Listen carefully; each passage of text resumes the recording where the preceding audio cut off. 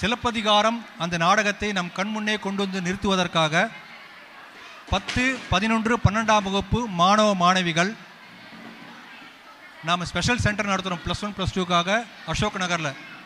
அந்த மாணவ மாணவிகள் வரப்போகிறார்கள். வாயில் காவலனே, அறிவு அற்றுப்போன தீய நெஞ்சத்தால் செங்கோன் முறைமையை இழந்த கொடுங்கோன் மன்னனின் வாயிலை காப்பவனே, கையில் இணையாக்கிய சிலம்பை ஏந்திய கையையுடையவள், கணவனை இழந்தவள், அரண்மனை வாயில் முறை வேண்டி வந்து நிற்கிறேன் என்று அறிவிப்பாய். மன்னரிடம் கூறுகிறேன். வாலி வாழ்க எம்பெருமானை, கொற்றை வேந்தே வாலி, சினம் கொண்டவள் போல சிலம்பு ஒன்றை கையில் ஏந்தி கணவனை இழந்தவள் அரண்மனை வாயில் நிற்கின்றாள் மன்னா. தோற்றத்தில் மானுட மகள் போல் தெரிந்தாலும் அவள் கொற்றவை காளி போல் தெய்வ வடிவமாய் தெரிகின்றாள் மன்னா. அப்படியாயின் அவள் இங்கு வருவாளாக, அவளை நீ இங்கு அழைத்து வருவாயாக.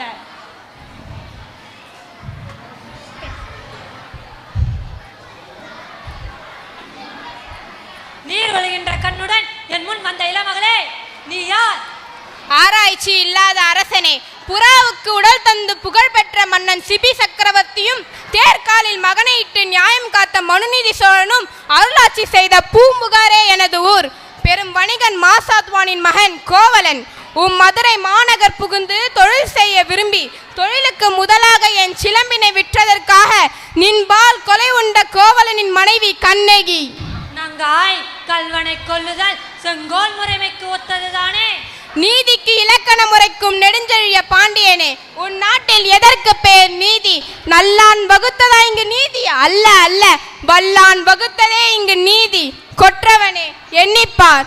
கொலு மண்டபத்தில் விசாரிக்க வேண்டிய வழக்கு கோவில் மண்டபத்தோடு முடிந்தது ஏன்? குற்றம் சாட்டப்பட்டவரின் மறுப்புகளுக்கு மதிப்பு தராமல் குலைவாளின் வேலை அவ்வளவு அவசரம் நடைபெறுவனேன்? இதற்கு பேரா நீதி? இதற்கு பேரா நியாயம்? உமக்கு பேரா அறம் காக்கும் மன்னன்? என்ன கண்ணகி, உன் கணவனின் கையில் இருந்தது அரிஸ்கோப்பெருந்தேவின் சிலம்புதானே? நல்ல முறையில் ஆராய்ந்து செயல்படாத கொற்கை வேந்தனே, என் காலில் அணிய பெற்றதும் முன்னால் கைப்பற்றது அந்த சிலம்பு மாணிக்க பரல்களுடையது. நன்று நன்று. இனிய மொழியுடன் இந்நங்கை கூறியது செவ்வியல் நன்மையுடைய ஒரு மொழியே ஆகும். தேவி சிலம்பு,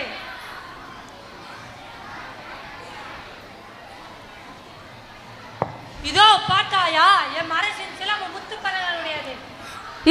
அடுத்த சிலம்பு. அடுத்த சிலம்பு.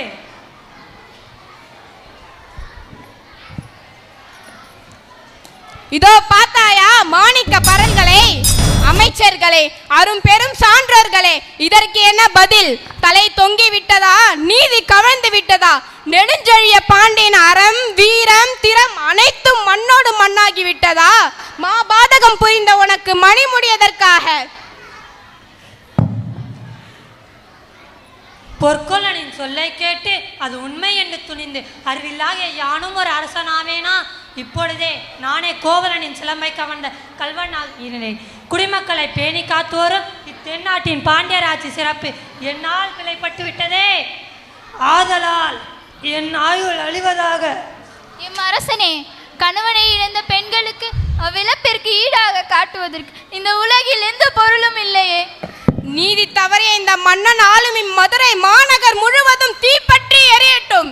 இந்த நகரில் இந்த தீயில் படாமல் பிழைத்தவர்கள் யார் யார் என்று அறிவித்தருள்க. தீக்கடவுளே, இந்நகரத்தை வாழ்கின்ற பார்ப்பனகர்கள், அறவோர்கள், பசுக்கள், கற்புடை மகளிர், குழந்தைகள், முதியவர்கள் அனைவரையும் விட்டுவிட்டு தீவினையாளர்களை மட்டும் அழிப்பாயாக. அப்படியே ஆகட்டும். கண்ணகியை விண்ணவர் அழைத்து போதல்.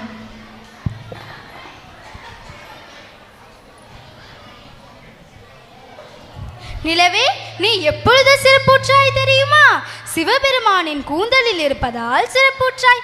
அதைவிட எம் கண்ணகியுடன் பிறந்ததால் சிறப்புற்றாய். ஆம், பார்க்கடலை கடையும் பொழுது முதலில் தோன்றியது திருமகள், அதன் பின் தோன்றியது நிலவு. அந்த திருமகள் தான் நம் கண்ணகி. வா வா கண்ணகியே வா, மேலுலகை சிறப்பிக்கவா.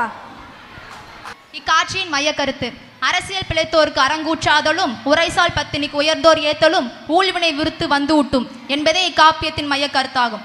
இக்காட்சியை கண்டிகளித்த உங்கள் அனைவருக்கும் என் மனமார்ந்த நன்றிகள்.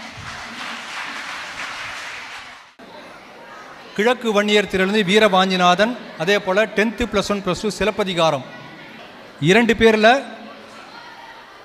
சிலப்பதிகாரம் முதல் பரிசு.